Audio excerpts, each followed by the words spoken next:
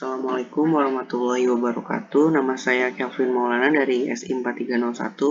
Di sini saya akan menjelaskan mengenai tugas yang diberikan dalam mata kuliah sistem basis data. Nah, kali ini saya akan mengerjakan normalisasi dan dengan menyebutkan fungsional dependensi dan transitif dependensi. Nah, dan juga saya akan membuat gambar IR diagramnya. Yang pertama itu di sini sudah disediakan tabel normal. Nah, yang pertama kita bisa memulai langkah pertama, yaitu menjadikan form yang pertama atau perubahan yang pertama itu, kita harus mengisi semua form yang kosong di sini nih. Ini tinggal dipindahin dan kita isi.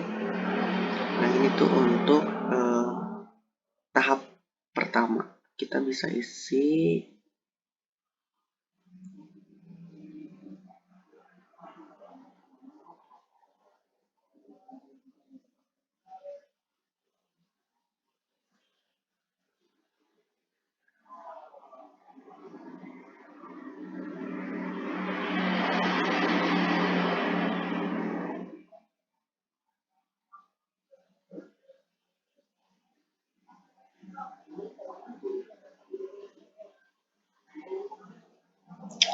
Nah, setelah tahap pertama selesai, kita bisa lanjut ke tahap kedua atau normal form kedua, yaitu menyebutkan fungsional dependensi.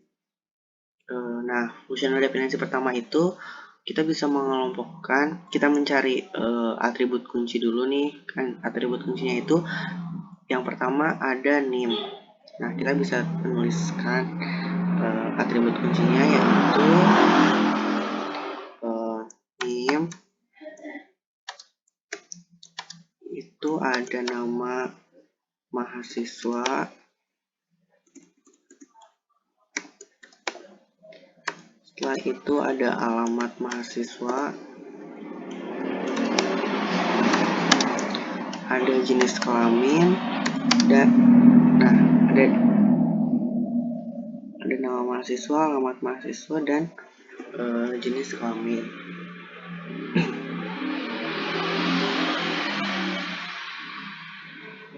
Selanjutnya dalam fungsional dependensi yang kedua itu, atribut kuncinya itu ada kode MK. Nah, kode MK ini bisa mencakup keseluruhan dari sini. Nah, kita tulis dulu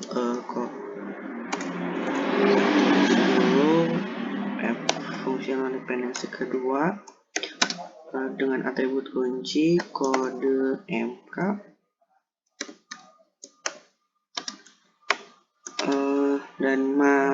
dan atribut yang bergantungnya yaitu ada nama MK,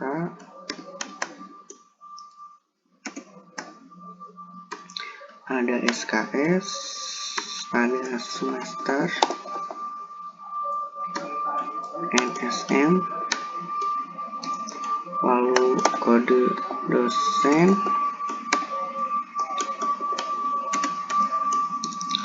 setelah itu ada nama dosen,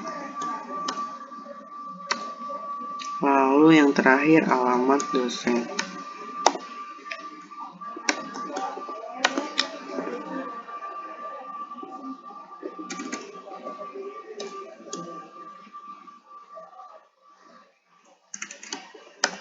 Nah, selanjutnya itu ada fungsional dependensi yang ketiga. Kita juga bisa mengambil ini kode dosen. Nah, kode dosen juga bisa mencakup dari dua atribut ini. Jadi atribut kuncinya itu kode dosen. Nah, meliputi nama dosen, dan alamat dosen.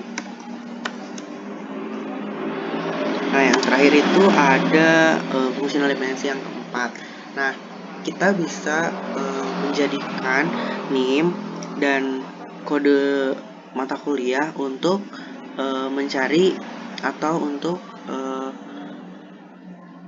menuliskan NSM. Nah, kita bisa menggunakan kunci atribut NIM dan nama NIM dan nama mata kuliah untuk mendapatkan NSM. Nah, setelah kita mendapatkan fungsional dependensinya, lalu kita bisa buatkan tabelnya. Kita tinggal memasukkan aja. Tabel yang pertama itu meliputi mahasiswa. Nah, jika ada yang sama, kita bisa menghapusnya.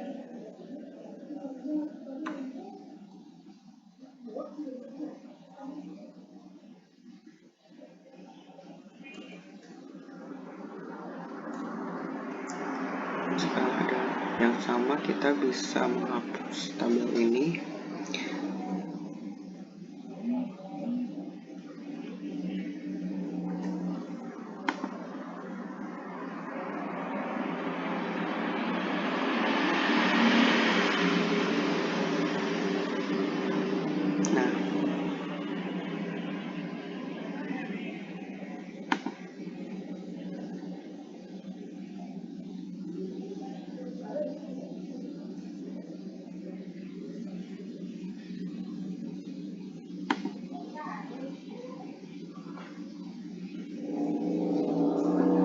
Setelah itu untuk mata kuliah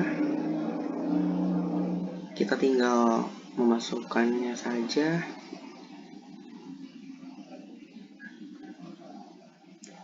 Untuk mata kuliah kita bisa memasukkan semuanya ke sini.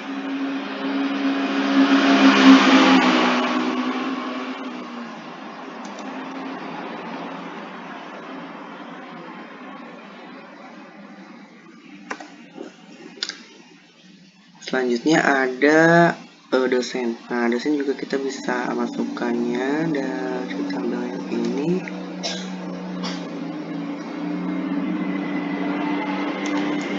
Dan yang terakhir NSM. Nah, NSM itu kan ada NIM. Kita bisa memasukkan NIM ini. Bentar, salah. NIM yang pertama kita tulis dulu aja. Ini NIM.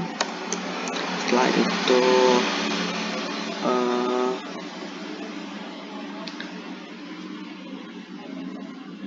nama MK. Maaf, maksud saya bukan nama MK, tapi di yang FD ini tuh kode MK, karena nama MK tuh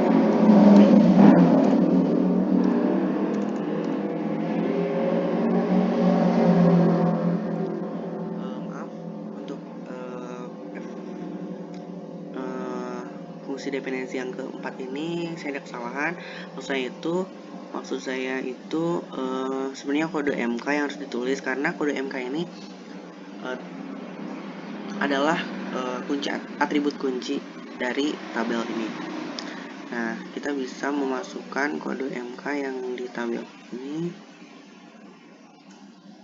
Kode MK dan NSM. Yang pertama itu untuk NIM yang pertama, kode MK-nya itu kita tulis aja semuanya. NIM-nya dulu.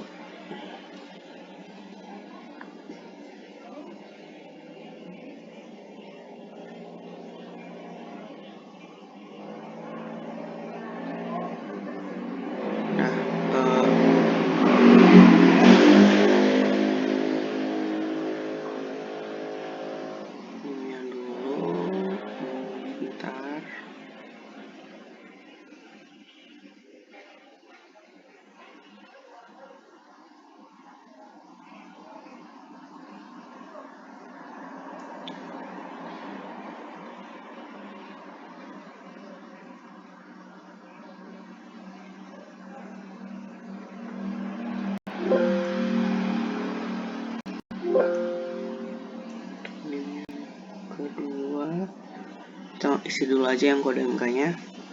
Nah, untuk kode MK yang NIM pertama itu kita bisa tuliskan ini, kita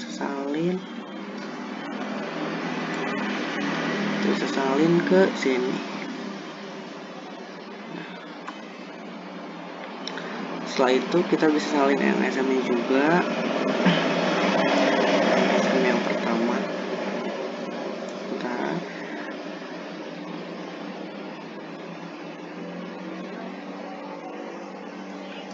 Nah, ini NSM yang pertama untuk NSM untuk NIM ini. Selanjutnya untuk NIM yang kedua kita bisa melakukannya secara berulang.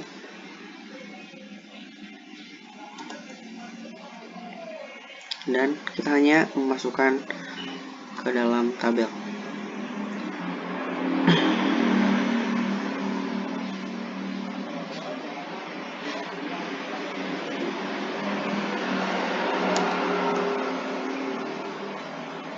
Kita bisa langsung memasukkan empatnya saja.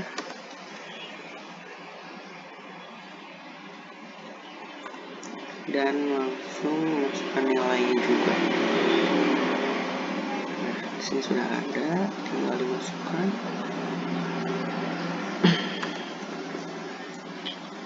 Selanjutnya kita memasukkan NIM yang terakhir.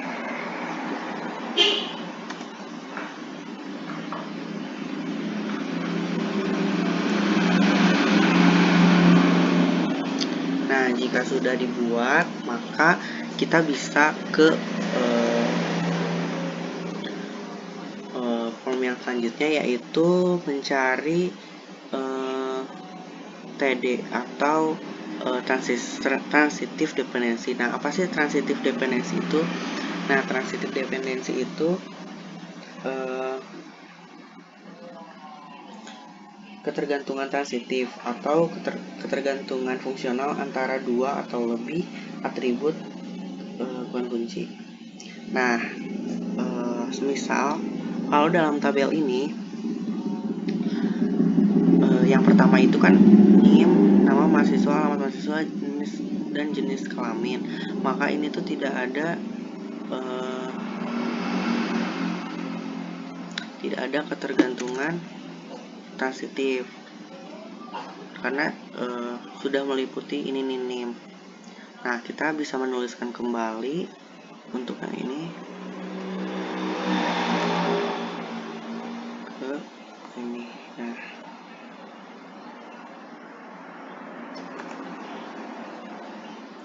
Nah, untuk yang kedua, transitive dependency yang kedua itu ini tuh cuma kode mata kuliah aja. Nah, kalau misalnya kode mata kuliah itu bisa juga hanya algoritma pemrograman, SKS, dan semester. Nah, kenapa? Karena kode mata kuliah itu di sini kan ada kode dosen. Nah, dalam kode dosen ini kan ada kunci juga. Nah, tidak boleh ada dalam kolom ketiga ini terdapat dua kunci gitu. Jadi kita bisa menyederhanakannya dengan menghapus sebagian dari sini. Itu kita salin dulu. Setelah itu kita bisa menghapus ini nih sampai semester.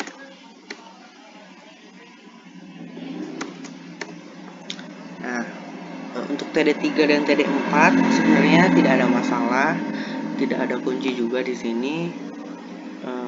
Nah, makanya kita bisa langsung saja pindahkan.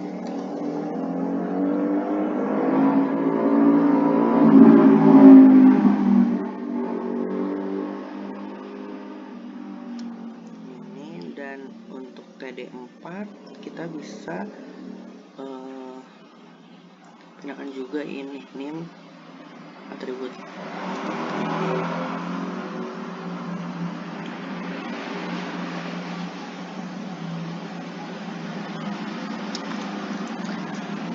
Nah, selesai. Dan jika membuat tabel yang form ini sebenarnya sama, cuman kita bisa, nah dalam mata kuliah ini kita coba dulu copy,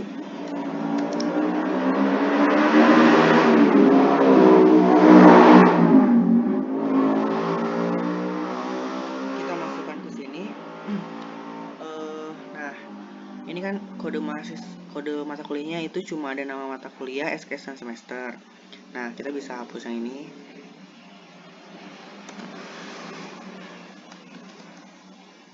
Kita bisa hapus. Nah ini jika dibutuhkan transitif definisi yang kedua. Nah untuk soal yang pertama sudah saya selesai. Nah fungsional dependensinya tadi, fungsional dependensinya yaitu yang pertama, nah bisa dilihat atribut kuncinya NIM, setelah itu atribut tambahannya nama mahasiswa, alamat mahasiswa, dan jenis kelamin. Untuk yang kedua ada kode mahasiswa, kode mata kuliah, meliputi nama mata kuliah, SKS, semester, NSM, kode dosen, nama dosen, dan alamat dosen. Dan yang ketiga ada kode dosen, ini kunci atribut kuncinya meliputi nama dosen dan alamat dosen. Dan yang keempat ada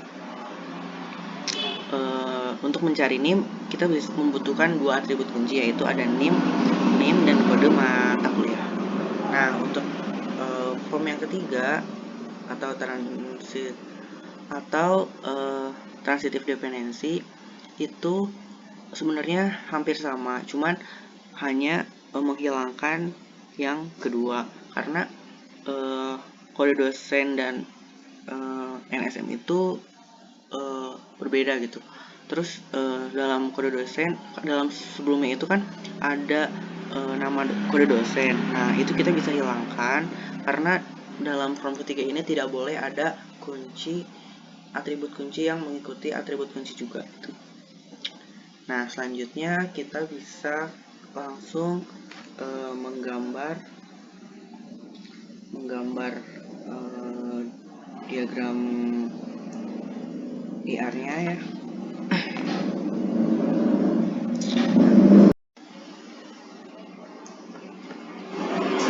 Selanjutnya kita akan membuat IR diagram dari tabel yang tadi. Nah cara membuatnya itu kuncinya kita harus membuat 3 entity dulu. Nah entity di sini tuh ada entity mahasiswa,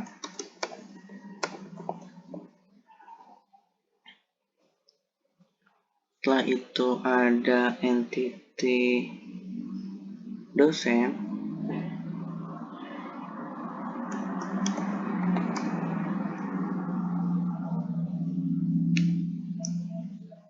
dan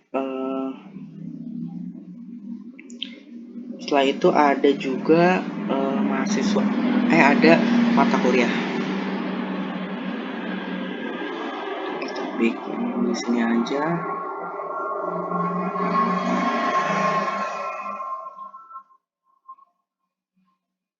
Di sini entity selanjutnya itu kita bisa gunakan mata kuliah.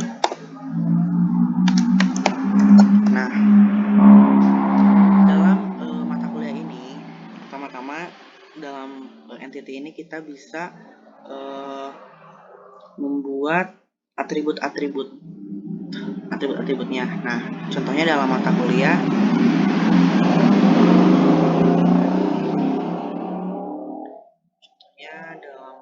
ini terdapat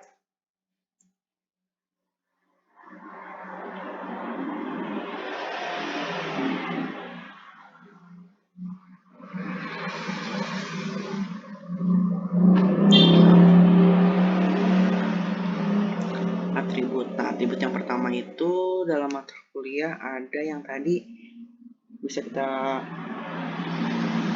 itu mata kuliah itu ada kode MK,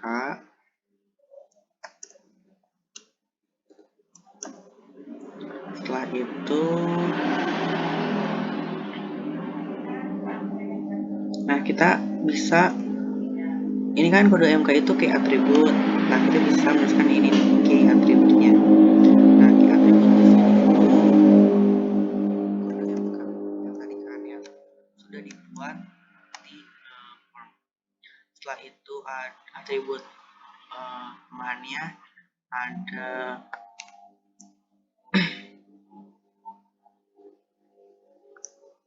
ada SKS.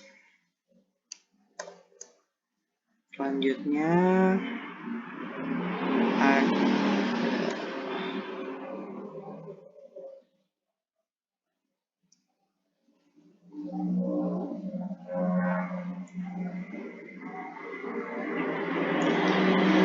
ada nama mata kuliah,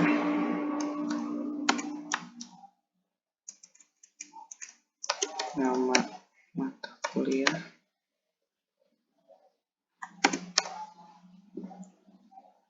dan ada semester juga.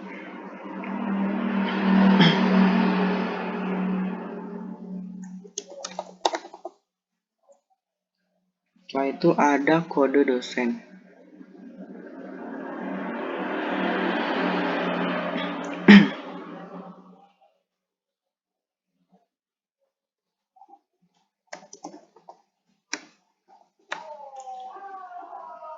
Nah, dalam mata kuliah dalam ini kita bisa melihat bahwa dalam entity mata kuliah terdapat 5 atribut, 2 atribut kunci dan 3 atribut biasa. Nah,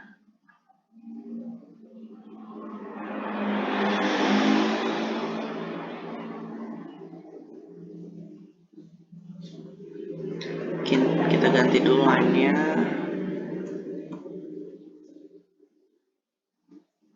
Line yang ini.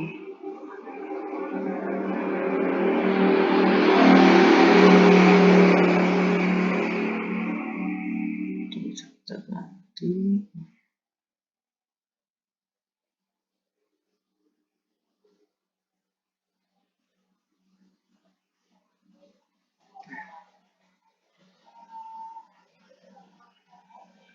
Kita bisa masukkan dulu ke sini.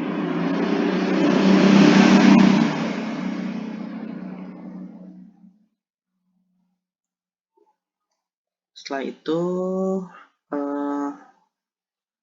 terdapat mahasiswa. Nah, dalam mahasiswa juga punya beberapa atribut.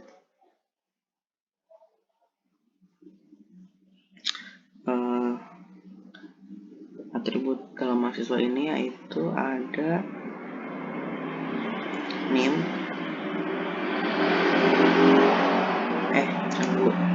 ini udah nama mahasiswa. Setelah itu atribut selanjutnya ada alamat.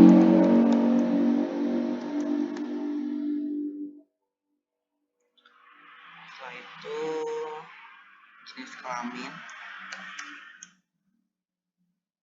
Dan yang terakhir ada atribut kunci. Nah, atribut kuncinya itu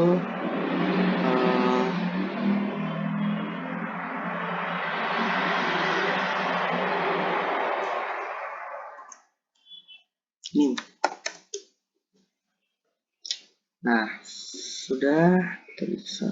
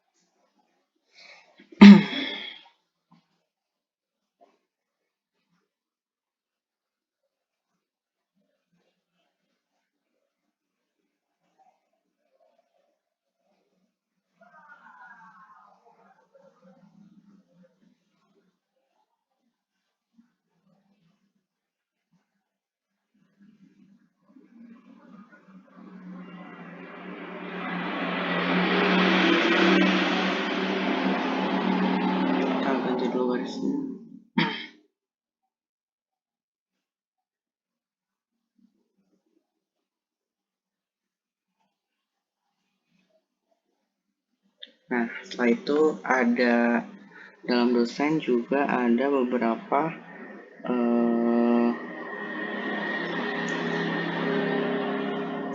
atribut. Nah, yang pertama itu ada kode dosen.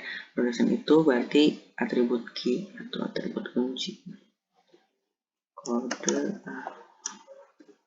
dosen. Setelah itu ada atribut biasanya, nama dosen dan alamat dosen.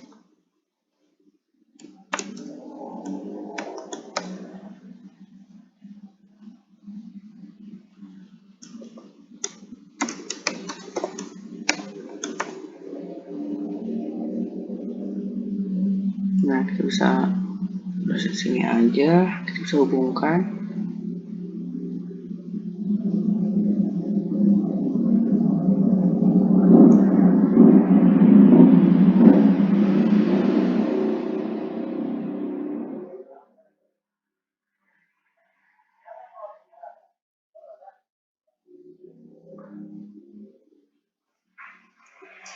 Nah, setelah itu kita buat ini associative entity-nya. Nah, dalam associative entity ini kita bisa buat seperti ini.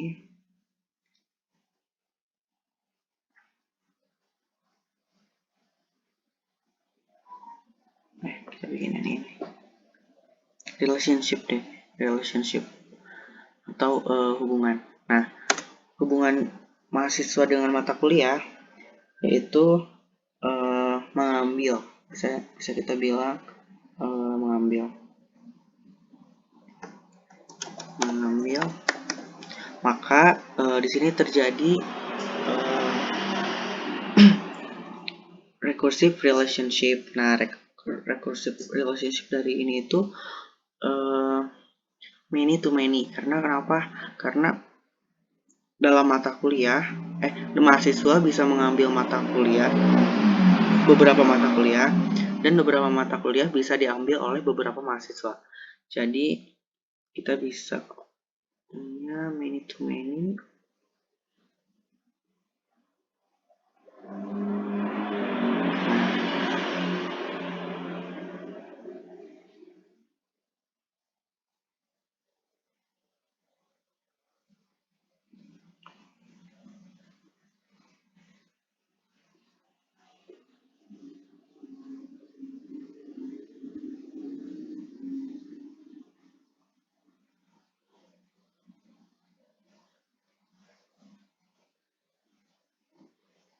Nah, many to many ini juga sama.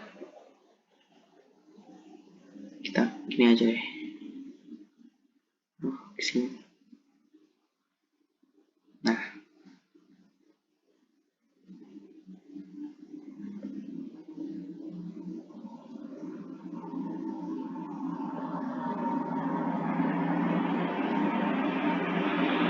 setelah itu mahasiswa dan dosen itu relationship itu mengajar.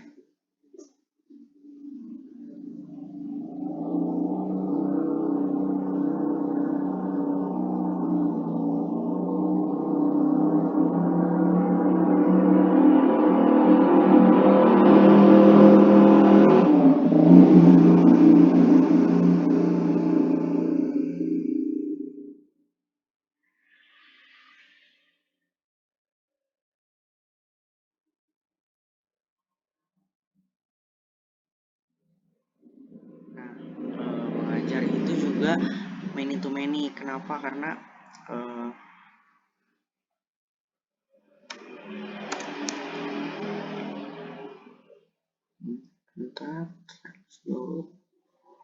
many to many.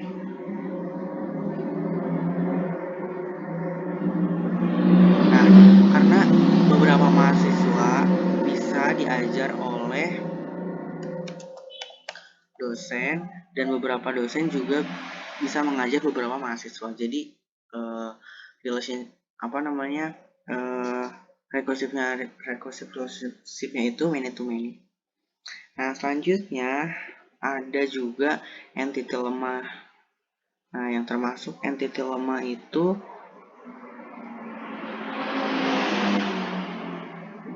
adalah NSM. Kenapa NSM disebut entity lemah? Karena NSM tidak ada jika tidak ada mahasiswa. Makanya di sini NSM kita bikin weak entity atau entity lemah. Nah, saya lupa. Kita bikin juga relationship-nya. Berarti ini mempunyai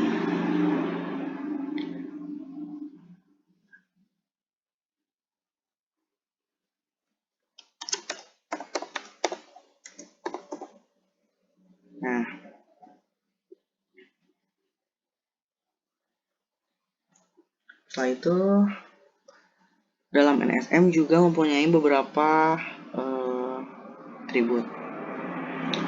Ada 2 atribut kunci,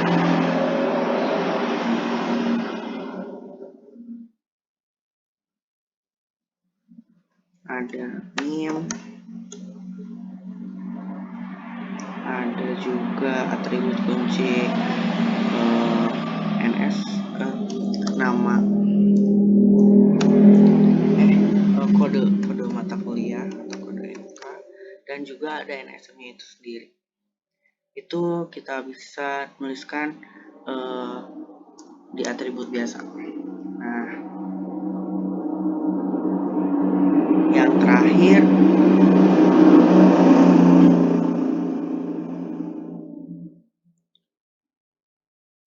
dalam relationship ini termasuk recursive relationship many to many juga. Kenapa? Karena di sini mahasiswa itu bisa mempunyai beberapa nilai, dan beberapa nilai juga bisa dimiliki oleh mahasiswa. Makanya di sini masuknya ke many recursive relationship many to many. Kita bisa tuliskan juga ya.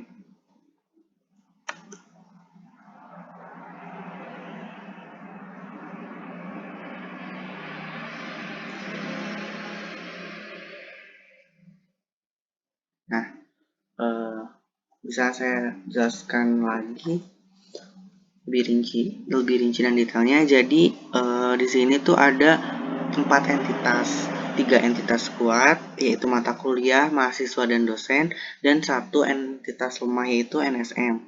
Nah, dalam mata kuliah ini terdapat beberapa atribut. Contohnya itu dalam mata kuliah terdapat 1 atribut kunci yaitu kode mata kuliah, dan ada 4 atribut lainnya, yaitu atribut biasa yaitu SKS sama mata kuliah semester, dan ini termasuknya ke atribut kunci untuk kode DSM karena seperti yang sudah dijelaskan tadi ya di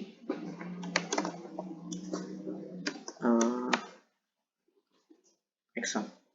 Nah, kode DSM. Setelah itu ada mahasiswa juga dengan beberapa entitas, terus ada dosen beberapa entitas, dan NSM beberapa entitas. Untuk relationship-nya itu ini many to many semua. Kenapa? Karena ini tuh contohnya nih ya, contohnya beberapa mata kuliah itu